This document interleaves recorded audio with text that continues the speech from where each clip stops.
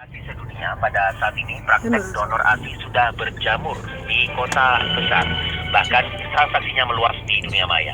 Mereka menginformasikan ketersediaan ASI melalui media sosial atau grup pesan instan seperti BBM, WhatsApp, dan lainnya. Selanjutnya mereka yang membutuhkan akan menghubungi dan menyepakati mekanisme pengambilan ASI tersebut. Lalu bagaimana donor ASI dalam pandangan Islam? Kami akan membahasnya dengan Sekretaris Majelis Ulama Indonesia Jombang sekaligus pengasuh Pondok Pesantren Al-Aqobah Diwek, Kiai Haji Junaidi Hidayat.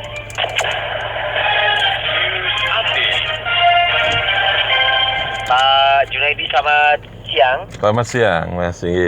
Assalamualaikum. Waalaikumsalam warahmatullahi wabarakatuh. Pak Junaidi, banyaknya donor ASI yang ada di media sosial ini sebenarnya kalau dari hukum Islam atau pandangan Islam ini bagaimana sih, Pak? Jadi begini, kita jelaskan dulu bahwa kalau di dalam Islam prinsipnya ini ada perbedaan pendapat ya terkait dengan hukum donor ASI ini ya. Kalau menurut mazhab Syafi'i dan Imam Abu Hanifah itu diperbolehkan ya, tetapi dengan persyaratan yang sangat ketat. Majelis Ulama Indonesia sendiri meskipun sampai hari ini saya belum menemukan fatwanya, tetapi pada prinsipnya itu membolehkan, tetapi juga dengan prosedur dan persyaratan yang sangat ketat. Kalau di organisasi Islam sedunia, OKI itu tidak membolehkan, mengharamkan itu karena memang ada risiko-risiko yang bisa mengkhawatirkan terkait dengan pemberian donor ASI. Jadi prinsipnya secara hukum ada perbedaan pendapat terkait boleh tidaknya donor ASI ini. Yang membolehkan ini memberikan persyaratan dan prosedur yang sangat ketat terkait dengan bagaimana donor ASI ini harus diberikan. Kenapa? Karena memang ada risiko-risiko yang bisa ditimbulkan dari keberadaan donor ASI ini ya. Baik itu risiko secara medis yang mungkin bisa timbul maupun risiko secara syar'i, secara agama itu. Sehingga kalaupun toh boleh mengikuti yang boleh ini, maka itu betul-betul dilakukan dalam kondisi yang sangat terpaksa, yang tidak mungkin lagi ibunya sendiri, ibu bayi kandungnya itu tidak bisa melakukan atau memberikan ASI secara wajar ya dengan berbagai macam alasan yang dibenarkan secara medis dan secara agama gitu. Jadi taruhlah boleh, tapi dalam kondisi yang sangat darurat dan terpaksa dengan persyaratan yang sangat ketat itu. Karena tadi saya katakan ada risiko dari segi medis maupun risiko secara agama itu. Ya.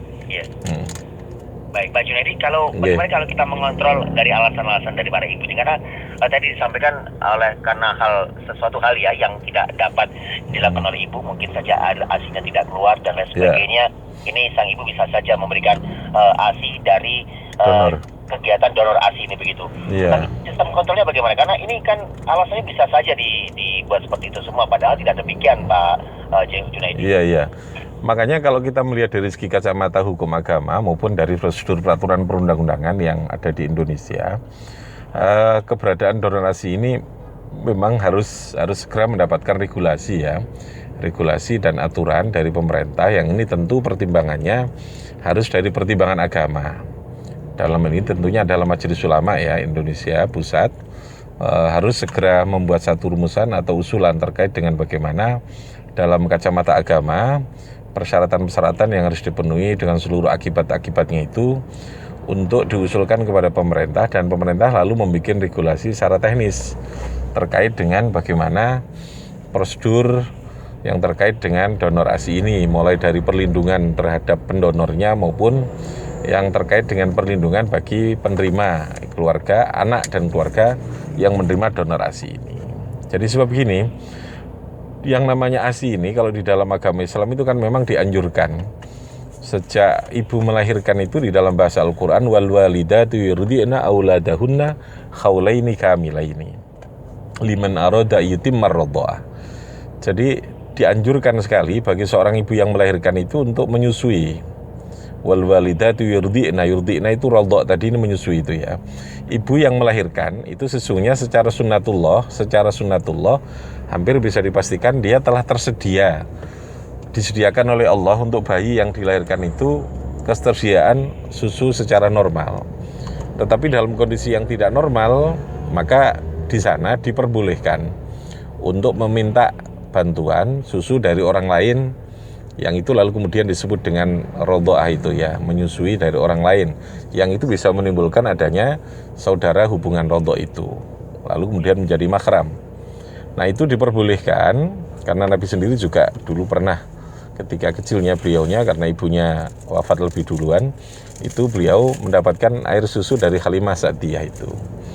Nah, tetapi kan harus ada prosedur persyaratan. Orang yang memberikan itu dari segi kesehatan maupun dari segi personifikasi orangnya dan macam-macam itu kan harus betul-betul baik ya.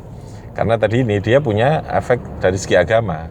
Karena menyusui kalau dalam batas agama, menurut beberapa mazhab itu 5 kali menyusui yang mengenyangkan, khamsu radha'atin itu yuharrimna. 5 kali menyusui, batasnya 5 kali, itu bisa menjadikan saudara mahram. Mahram itu artinya akan mempunyai hubungan yang bagi yang menyusui maupun yang disusui itu lalu timbul hubungan kemahraman yang dia tidak boleh melakukan hubungan perkawinan itu. Ya, jadi dalam kemahraman ini yang terkait dengan persoalan munakah atau perkawinan. Tapi kalau dalam hal yang berkaitan dengan perwalian, dalam nikah, wali nikah atau dalam hal waris itu tidak terkait. Jadi hanya terkait dalam hubungan kemahraman terkait dengan hukum pernikahan yang dia tidak boleh lalu menjadi seperti saudara tadi ini. Karena dengan catatan 5 kali ya. 5 kali itu angkanya sangat jelas sekali dan itu sifatnya nas. Menurut semadzhab nas itu artinya ketentuan yang sudah pasti ya. Khamsu radha'atin yuharrimna. Artinya kalau sudah 5 kali mendapatkan susu donor yang sama, maka itu akan muncul konsekuensi sebagai saudara rodho. Saudara rodho. Saudara sepersusuan ya, betul. Saudara sepersusuan yang itu mempunyai efek atau akibat hukum terkait dengan urusan perkawinan itu. Dia lalu tidak boleh kawin. Nah ini yang berbahaya kan. Makanya harus ada prosedur yang betul-betul diteliti dengan baik. Dan ini harus aturan pemerintah. Tidak boleh liar seperti sekarang ini gitu loh ya. Prinsipnya boleh tapi harus diatur dengan ketat. Kenapa harus diatur dengan ketat? Karena tadi ini ada konsekuensi hukum secara agama gitu. Yang tadi ini terutama menyangkut masalah perkawinan itu. Sebab kalau itu terjadi saudara rodho lalu kemudian terjadi kawin dan itu lalu kemudian diketahui di tengah jalan, itu pernikahannya namanya fasad. Fasad itu harus dibatalkan, harus digugurkan perkawinan meskipun dia sudah punya anak gitu ya. Nah itu konsekuensinya kan berat gitu. Yang kedua juga akan menimbulkan efek secara medis lah dari aspek kesehatan bayi maupun kecerdasan dan sebagainya, psikologisnya itu. Karena memang ada gen darah yang terserap yang sama gitu. Sehingga kalau menurut saya ya tadi saya teruskan harus diatur secara ketat oleh pemerintah. Jadi harus ada semacam bank donor ASI lah, yang bank ini dikontrol oleh pemerintah sehingga semua orang tua yang menginginkan untuk mendapatkan bantuan ASI secara donor itu melalui satu lembaga yang secara resmi dilindungi oleh pemerintah. Sehingga dari segi kesehatan maupun dari segi hal-hal yang menyangkut tentang keamanan, kesehatan maupun dari segi agama itu betul-betul bisa terlindungi dengan sebaik-baiknya gitu ya. Iya Mas. Baik, kemudian Pak Junaidi, ini kan ada juga semacam bank ASI begitu ya, sama seperti BNI ada bank darah untuk menyimpan darah dan ini ada bank ASI untuk menyimpan ASI gitu. Kalau 5 kali tadi disampaikan ini terjadi menggunakan donor ASI dengan orang yang sama, ini akan terjadi hubungan persaudaraan, persusuan begitu ya Pak Junaidi. Lantas bagaimana? Karena ini kan bank ASI kita tidak mengetahui ini dari air susu siapa, si atau si ini kan kita tidak mengetahui. Ini bagaimana Pak? Dan regulasinya, apakah memang harus segera dimunculkan, harus segera dibuat? Karena semakin lama kan semakin banyak ini Pak donor ASI-nya ini. Ya kalau dia belum tahu dari mana asal-usulnya, apalagi secara kesehatan, secara medis, indikasi yang terkait dengan kesehatan itu belum dipastikan bagaimana kesehatan pendonornya, bagaimana hal yang menyangkut tentang segala aspek perlindungan keamanan maupun kesehatan bayi maupun abad syar'inya, ya tentu tidak boleh orang sembarangan melakukan itu gitu ya. Jadi kalau menurut saya yang tadi saya katakan harus segera ada regulasi terkait itu. Regulasi itu dasarnya tentu yang pokok itu dari 2 aspek tadi ini, secara agama maupun secara prosedur kesehatan itu, secara medis lah, supaya tidak timbul kerancuan nasab itu ya tadi istilahnya. Jadi sekali lagi kerancuan dalam hubungan kemahraman ini kan berbahaya secara agama, dan itu bisa menimbulkan efek yang sangat berbahaya bagi kesehatan maupun bagi apa istilahnya ya, keberadaan personifikasi seorang yang terlibat di dalam yang namanya saudara susuan itu gitu. Makanya kalau itu terjadi kawin lalu kemudian dia tidak tahu, ini kan bisa berakibat buruk gitu. Termasuk kemungkinan terjadi idiot. Dalam sejarahnya kan ada satu kampung itu sampai idiot itu bisa jadi karena memang dia membudayakan itu saling susuan, tetapi dia tidak mengindahkan aturan dan syariat agama itu gitu. Makanya kalau menurut saya ya segera regulasinya itu diatur, mumpung ini belum menjadi sesuatu yang membahayakan bagi kehidupan masyarakat itu. Karena apa? Karena ini sangat penting ya. Pak Junaidi ya. Ya. Jadi sangat pentingnya begini, generasi kita ini diawali dengan mereka mulai dari mengandung sampai kemudian melahirkan, terutama di awal-awal itu, pada waktu mereka membutuhkan ASI itu kan sangat menentukan terhadap kesehatan maupun terhadap kecerdasan dan akhlak daripada anak itu. Makanya dalam Islam itu kenapa seorang ibu itu dianjurkan untuk menyusui itu nek iso rodhoah itu sampai 2 tahun. Haulaini kamilaini, karena di situ mengandung begitu banyak aspek yang terkait dengan kebutuhan bayi dan hubungan batin dengan ibu kandungnya yang menyusui itu sangat besar sekali. Ya, kecuali kalau dengan kondisi terpaksa ya, karena ibunya sakit tidak bisa menyusui karena tidak keluar ASI-nya, atau karena dia dalam kondisi yang sangat terpaksa. Dan menurut saya kita ini kan negara yang mayoritasnya muslim, jadi negara mestinya harus memberikan perlindungan pada ibu yang mengandung dan melahirkan ini dalam waktu yang sangat cukup. Karena kalau enggak, generasi kita ini bisa teler semua loh ya, bisa jadi masalah itu ya. Jadi harus ada waktu yang cukup secara aturan regulasi yang menyangkut tentang kerja bagi ibu yang hamil sampai menyusui. Bahkan di luar negeri kan sudah dianggarkan khusus bagi yang menyusui, bahkan dibiayai itu untuk kesehatannya sampai bayinya itu. Kalau di kita kan enggak. Ya, ini menurut saya perlu segera ada penanganan. Jadi penanganan terhadap persoalan generasi ini bukan persoalan narkoba yang sudah terjadi atau perilaku kenakalan remaja, tetapi sejak awal bayi itu ya dalam kandungan itu sudah ada, mulai dari edukasinya sampai kemudian dia perawatan mulai dari kecerdasan itu ya.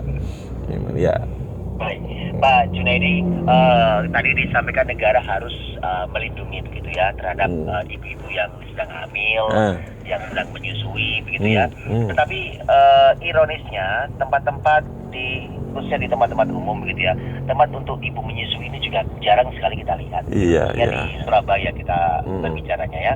Ini bagaimana? Apakah upaya pemerintah untuk melindungi ibu-ibu yang sedang proses menyusui ini masih perlu ditingkatkan lagi atau bagaimana Pak Junaidi? Sangat, bukan hanya perlu, sangat dan harus itu ya.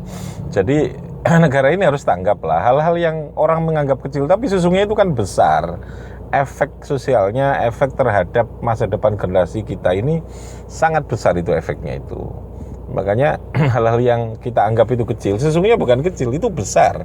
Efek sosialnya maupun efek yang menyangkut tentang masa depan bangsa ini gitu. Dari hal yang orang menyebutnya kecil seperti itulah. Jadi kayak tempat mereka menyusui, tempat yang mereka secara privasinya, secara kenyamanan dan lalu kemudian keamanannya itu negara harus menyediakan di wilayah-wilayah publik itu supaya orang tua itu dengan nyaman dan dengan leluasa, dengan aman ya bisa melakukan pemberian ASI kepada anaknya ini. Dan tadi itu termasuk regulasi yang menyangkut tentang hak cuti dan pemberian, kalau perlu pemberian anggaran lah bagi mereka yang mau menyusui, yang mau melahirkan tapi sesuai prosedur ya, artinya sesuai dengan ketentuan yang semestinya gitu. Karena ini menyiapkan generasi yang akan datang gitu. Ya kan generasi yang akan datang. Seorang ibu dan anak ini ya, gitu Mas. Baik Pak Junaidi, ada himbauan atau harapan yang ingin disampaikan kepada pemerintah terkait kegiatan atau aktivitas donor ataupun bank ASI? Iya. Jadi kalau saya kepada masyarakat yang sekarang sudah mulai cenderung memanfaatkan media sosial ini harus hati-hati ya.